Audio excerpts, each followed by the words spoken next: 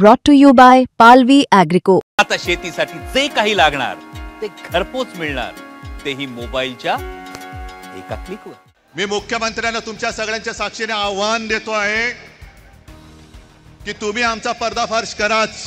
लोकशाहीचा खून होतो आहे आणि खून करणारे आपल्या समोर दिमाखात त्या खुर्चीवर बसलेत आणि त्यांच्या चरणी घालीन लोटांगण आम्हाला आमच्या आई वडिलांनी शिकवलेलं नाही. एवढी लाचारी करणारी अवलाद या महाराष्ट्राने कधी बघितलेलं नाहीये. आजपासून तुम्ही सगळ्यांनी आणि प्रत्येक राज्यातल्या प्रत्येक नागरिकांनी ही जबाबदारी घेतली पाहिजे की मत चोर जिकडे दिसेल तिथल्या तिथे त्याला फटकावला पाहिजेच. लोकशाही मार्गाने फटकवा. तसं आज तुम्हाला सांगतोय की आता जागे झाल्यात, जागे राहा, नाहीतर अनाकोंडा आ जाएगा. या अनाकोंडाला आता आपल्याला कोंडावंच लागेल. जमलेल्या माझ्या तमाम जागरूक देशभक्त आणि खऱ्या मतदार बांधवांनो, भगिनींनो आणि मातांनो, माझ्या आठवणीप्रमाणे संयुक्त महाराष्ट्राच्या नंतर महाराष्ट्रामध्ये सर्व राजकीय पक्षांची एकजूट पहिल्या प्रथम झाली असेल. ही विरोधी पक्षांची एकजूट नाही, ही लोकशाहीचं प्रतिनिधित्व आणि लोकशाहीचं नेतृत्व करणाऱ्या सर्व राजकीय पक्षांची एकजूट आहे. आणि मतचोरी करणाऱ्यांना सांगतो की आज नुसती ठिणगी बघताय, या ठिणगीचा वणवा कधी होऊ शकेल एवढं लक्षात ठेवा. तुमच्या बुडाला आग लावण्याची ताकद या ठिणगीमध्ये आहे.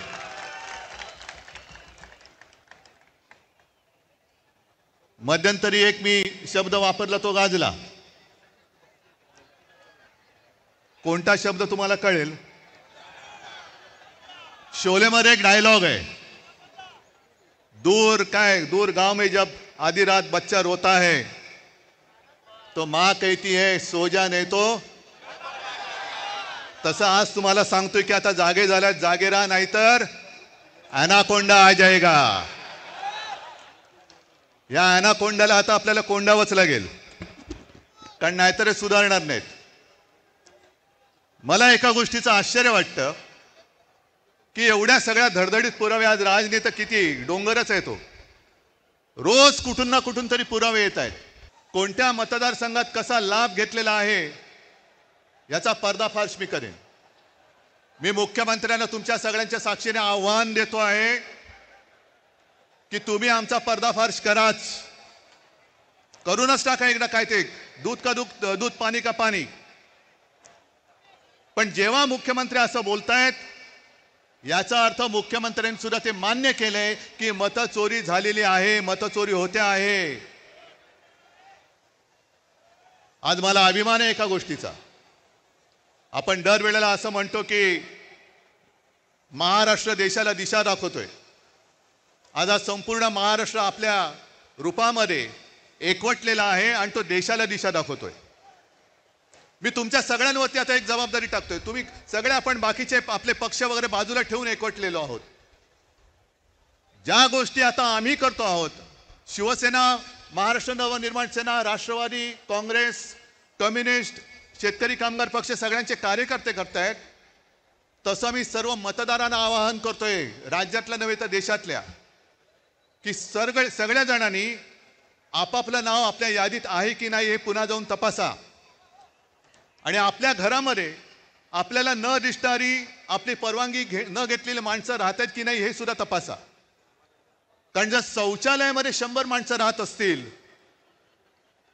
तर तुमच्या घरात किती राहू शकतात? आणि मी मतदारांना का सांगतोय, कारण हे तर सगळे राज तू दाखवले, बाकीच्यांची जशी दुबार तिबार नाव आहेत ती. आज मी दाखवतोय एक असा अर्ज आहे की त्याच्या अर्जाखाली एक शेरा आहे.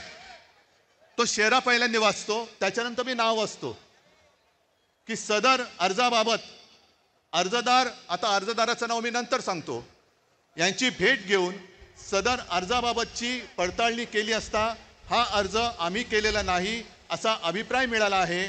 त्या आधारे सदर अर्ज रद्द म्हणजे बाद करण्यात आलेला आहे. आणि हा अर्ज ज्याने अर्ज केलेलाच नाही, आपल्या नावाने ज्याने अर्ज तिकडे कोणी केला हे माहितीच नाही, त्या अर्जदाराने केलाय. आता हा अर्जदार शोधायचा कुठे? तर त्या अर्जदाराचं नाव आहे उद्धव बाळासाहेब ठाकरे. उद्धव बाळासाहेब ठाकरे या माणसाने हा व्हेरिफिकेशनचा अर्ज केलाय ऑनलाईन, जो उद्धव बाळासाहेब ठाकरेलाच माहिती नाही. त्याच्यावरती मोबाईल नंबर खोटा आहे. एक 2 दिवसापूर्वी मी बसलो होतो मातोश्रीमध्ये लोकांना भेटत. मला रवीने येऊन सांगितलं की निवडणूक आयोगाची माणसं आलेत. म्हटलं निवडणूक आयोगाची म्हणजे साधू संत येती घरा, तोची दिवाळी दसरा. आता दिवाळी झाली, दसरा झाला, हे कशाला आले? मग निवडणूक आली असणार. मग त्यांना बोलवलं, त्यांना विचारलं. सगळी मराठी माणसं, त्यांची काही दोष नाही, आमच्याच गव्हर्नमेंट कॉलनीमध्ये राहणारी. आणि म्हटलं बोला, काय हो, काय माहिती पाहिजे तुम्हाला? नाही तुम्ही सांगा. म्हटलं मी काय सांगू, मला काय माहिती तुम्हाला काय पाहिजे? नाही टेलिफोन नंबर बरोबर आहे का? म्हटलं टेलिफोन नंबर खोटा आहे. मग आणखीन काय तुम्हाला सांगायचं? म्हटलं मी कशाला, तुम्ही माझ्याकडे आलात. नाही तुम्ही अर्ज केलाय व्हेरिफिकेशनसाठी. मग मी अनिल परबना विचारलं, अनिल देसाईला विचारलं, सूरजला विचारलं, कोणी आपल्याकडनं अर्ज केलेला नाही. आणि विशेष म्हणजे हा अर्ज कधी केला गेलाय? 23/10/2025 म्हणजे कालच्या 23 तारखेला अर्ज केला गेलेला आहे. आणि कुठून केलाय? ते सक्षम नावाचं ॲप आहे. तर सक्षम नावाच्या ॲपवरनं हा प्रकार कशासाठी कोण करत होतं? मी रितसर तक्रार केली की कोणी हे केलेलं आहे. याचा अर्थ असा की माझ्या नावाने खोट्या नंबरवरून OTP काढण्याचा प्रयत्न झालाय. हे सगळं प्रकरण हॅक करण्याचा प्रयत्न झालाय. आणि कदाचित आपण 14 आणि 15 तारखेला हा विषय हातात घेतल्यानंतर 23 तारखेला अर्ज केला गेलाय. म्हणजे माझ्या सकट माझ्या कुटुंबातील 4 जणांची नावं मतदार यादीतून बाद करण्याचा प्रयत्न केला गेलाय का, हे आता आपल्याला शोधलं पाहिजे. कारण नक्की काहीतरी याच्यात डाव आहे. आज इतके वर्ष मी मतदान करतोय, पूर्ण कुटुंब मतदान करतोय. अरे एका पक्षाचा प्रमुख म्हणून मी निवडणुकीचा प्रचार करतो आहे. साध्या गोष्टी आम्हाला नाही कळत. ह्याचाच अर्थ असा की जयंतराव, तुम्ही जे बोलला तर यांचा सर्व्हर कोणाच्या तरी ऑफिसमध्ये आहे. आपल्या विजय वडेट्टीवारांनी एकाचं तर नावच घेतलं होतं की ही पक्षाची लोक, ही पूर्ण यंत्रणा, ॲप सकट सगळे सर्व्हर हे यांच्या हातामध्ये आहेत. कोणाची नावं टाकायची, कोणाची नावं काढायची, कोणी किती वेळा मतदान करायचं. आमचं म्हणणं असं अजिबात नाही की आम्ही निवडणुका होऊच देणार नाही. आम्हाला निवडणुका पाहिजेत. आम्ही सुद्धा यांना एकदा लोकशाहीच्या मार्गाने ठोकायला आसुसलेले आहोतच.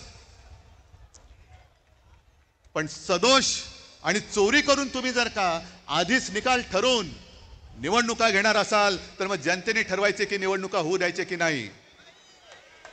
आम्ही नेतृत्व करतो. कोणासाठी करतो? जनतेसाठी करतो आहोत. आमच्यातले सगळे पक्षभेद मतभेद बाजूला ठेवून आम्ही या देशातली लोकशाही जिवंत ठेवण्यासाठी एकत्र आलेलो आहोत. हे केवळ मला काहीतरी व्हायचंय, यांना काहीतरी व्हायचंय एवढ्यासाठी नाही, तर या देशामध्ये आपल्या डोळ्यात देखत लोकशाहीचा खून होतो आहे. आणि खून करणारे आपल्या समोर दिमाखात त्या खुर्चीवर बसलेत आणि त्याच्या चरणी घालीन लोटांगण आम्हाला आमच्या आई वडिलांनी शिकवलेलं नाही. एवढी लाचारी करणारी अवलाद या महाराष्ट्राने कधी बघितलेलं नाहीये. आणि म्हणूनच हे जे काय चाललेलं आहे, हे नुसतं आम्ही येतोय, राज काहीतरी करतोय, मी काहीतरी करतोय, पवार साहेबांची राष्ट्रवादी आणि त्यांचे सगळे नेते करतायत, शेका पक्ष करते, काँग्रेस करते, एवढ्या पुरतं नाहीये. आजपासून तुम्ही सगळ्यांनी आणि प्रत्येक राज्यातल्या प्रत्येक नागरिकांनी ही जबाबदारी घेतली पाहिजे की मत चोर जिकडे दिसेल तिथल्या तिथे त्याला फटकावला पाहिजेच. लोकशाही मार्गाने फटकवा. आता लोकशाहीचा मार्ग तुम्हाला माहिती आहे. आम्हाला कायदा हातात घ्यायचा नाहीये, पण कायद्याचा खोटा दांडुका जर आमच्या डोक्यात मारणार असाल तर त्या दांडुक्याचं सुद्धा काय करायचं हा सुद्धा निर्णय घ्यायला ही महाराष्ट्रातली जनता सक्षम आहे. परत एकदा सांगतो, आज ही सगळी एकजूट झालेली आहे. ॲनाकोंडा तर बसलेलाच आहे. मी मागे सुद्धा तुम्हाला आवाहन केलेलं आहे की जसजशी निवडणूक येईल तस तशी यांची दडपशाही सुरू होईल. आम्ही प्रामाणिकपणाने कायदेशीर मार्ग अवलंबतो आहोतच. येत्या काही दिवसात हे सगळे पुरावे घेऊन आपण न्यायालयात जाणार आहोत. बघू न्यायालयामध्ये तरी आपल्याला न्याय मिळतो की नाही याची सुद्धा परीक्षा होईल. निवडणूक आयोग तर तिकडे लाचार झालेलाच आहे. शिवसेनेची केस तिकडे सर्वोच्च न्यायालयात 3-4 वर्ष सुरूच आहे. पण आता मात्र आम्हाला न्याय पाहिजे. सगळे साक्षी पुरावे दिल्यानंतर आम्हाला आता न्याय मिळाला पाहिजे. आणि जर का त्या न्यायालयात न्याय मिळेल अशी आमची खात्री आहेच, पण नंतर जनतेचं न्यायालय या सगळ्या मतचोरांचं काय करायचं याचा निर्णय घ्यायला हे सक्षम आहे. तुमच्या मनगटामध्ये ताकद आहे का नुसतं आम्ही दोघं भाऊ बनून एकत्र आलोय म्हणून आता आपलं काम झालं? आम्ही एकत्र आलोय ते तुमच्यासाठी आलेलो आहोत.